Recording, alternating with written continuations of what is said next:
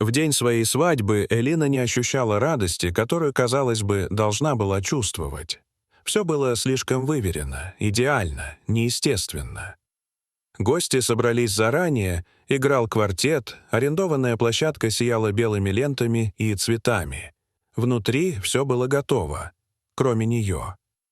С первого шага по тропинке, ведущей к беседке, где уже стоял жених, что-то пошло не так. Пес, бордер-колли по кличке Тоби, внезапно выскочил перед ней, словно вынырнув из ниоткуда. Его глаза были тревожны, шерсть стояла дыбом, он залаял, резко, отрывисто. Ни разу прежде он так себя не вел, он не давал ей идти. Его тело было как стена, он не подпускал ее к церемонии, лаял все громче, яростнее, оглядываясь, будто требуя следовать за ним. Напряжение среди гостей нарастало. Все замерли, не понимая, что происходит. Лица стали встревоженными. Она пыталась успокоить его, но он отступал, не давая себя тронуть. Пес двигался быстро, целенаправленно, выбежав с дорожки и свернув к восточной части усадьбы. Элина не сразу решилась идти за ним, но ощущение неправильности, липкое и глухое, цепко держало ее. Тоби не оглядывался. Платье путалось в ногах, туфли соскальзывали, дыхание сбивалось, но она не остановилась. Он вел ее туда, где всегда было тихо, к старому деревянному домику, который в последние годы почти не использовался. Когда они подошли, он начал скрести когтями по двери. Дерево вздрагивало от ударов лап, и внезапно стало понятно — что-то находится внутри. Дверь оказалась запертой. Снаружи. Новый замок блестел под слоем пыли, будто только что повешенный. Она сорвала засов. Тоби рванулся внутрь первым. Запах ударил в лицо. Сырость, затхлость, резкий аромат дешевой газировки и еще что-то химическое, неясное. В полумраке на деревянном полу лежал мальчик. Ник, младший брат. Без сознания, скрюченный, с синеватым оттенком кожи. Его лицо казалось неестественно бледным. Он не двигался. Холод разлился по телу Элины. Она упала рядом с ним на колени, приложила руку к шее. Пульс был едва различим. Отчаяние вспыхнуло внутри. Рядом с его рукой валялась упаковка, обертка от батончика. Изломанная, порванная. Арахис. Его смертельный аллерген. Ник никогда бы не съел такое сам. Рядом пустая пластиковая бутылка, содержимое которой уже впиталось в пол. Она вызвала скорую. Голос прорывался хрипами. Руки дрожали. Тоби сидел рядом, тихо поскуливая, уткнувшись мордой в ладонь. Он ни разу не отвел взгляда от мальчика. Через несколько минут, показавшихся вечностью, прибыли медики. Действовали быстро — инъекция, кислород, носилки.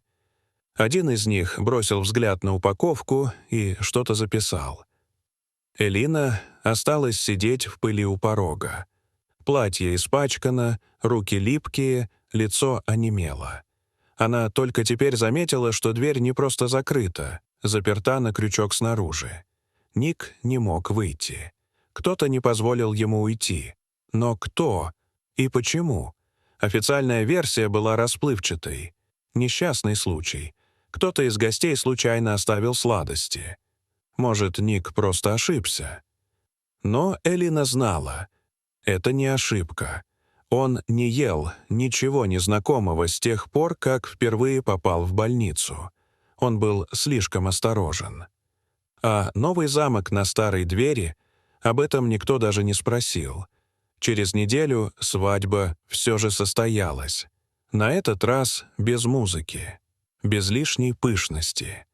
Все было скромнее, тише. И рядом с ней по тропинке шел Тоби. Он не лаял. Он шел молча, словно знал, что это его место. Его глаза не отрывались от лиц гостей. Он запоминал. Он не забыл. Прошла неделя после свадьбы.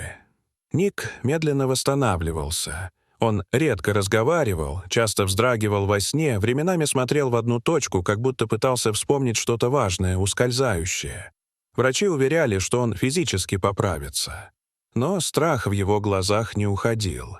Тоби почти не отходил от него. Полиция приехала на второй день после инцидента. Вызов был зарегистрирован как аллергическая реакция несовершеннолетнего, найденного без сознания в запертой постройке на территории частной усадьбы. Обычное происшествие. Но в отчете парамедиков значился замок с внешней стороны и наличие потенциально опасных веществ рядом с ребенком. Это изменило все. Осмотр начался с домика. Замок действительно был новым. Чек с датой покупки и названием магазина нашли выброшенным в мусорной корзине за основным зданием. Сотрудники службы безопасности предоставили записи с камер. Не все, но одну, у въездных ворот. И на ней зафиксировано, как за 2 дня до свадьбы молодой человек, один из гостей, приносил в оранжерею сверток и входил в домик с пакетами. Через полчаса вышел. Его имя значилось в списке приглашенных. Двоюродный брат жениха, Тимофей. Элина узнала об этом утром. Сначала от родителей.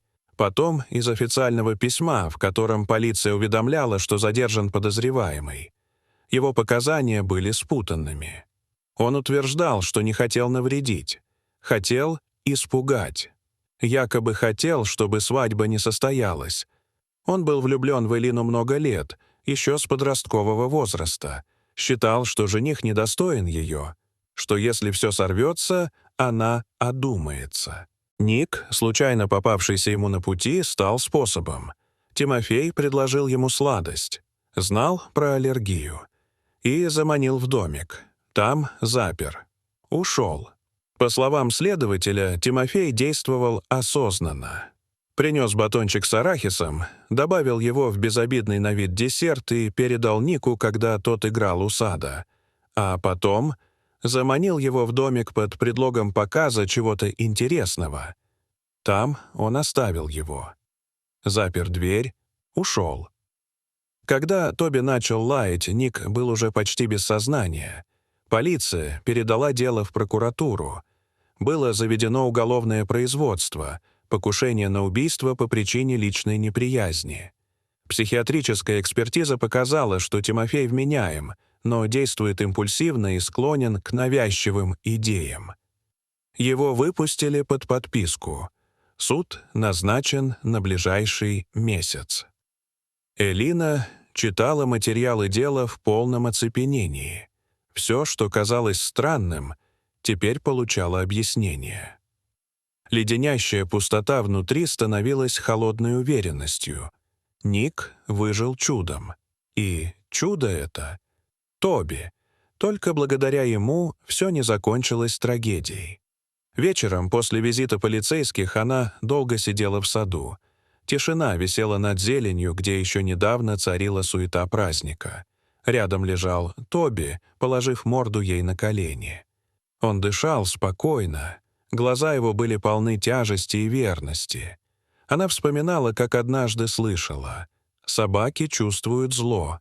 Не как человек, логикой. Не как животное, страхом, а как нечто иное, чистым инстинктом. Они реагируют на ту часть, которую люди сами в себе отрицают». С того дня Элина больше не задавала себе вопрос, почему он остановил ее. Тоби просто знал и сделал единственное, что мог, не дал пройти. Показал путь, привел туда, где нужнее всего.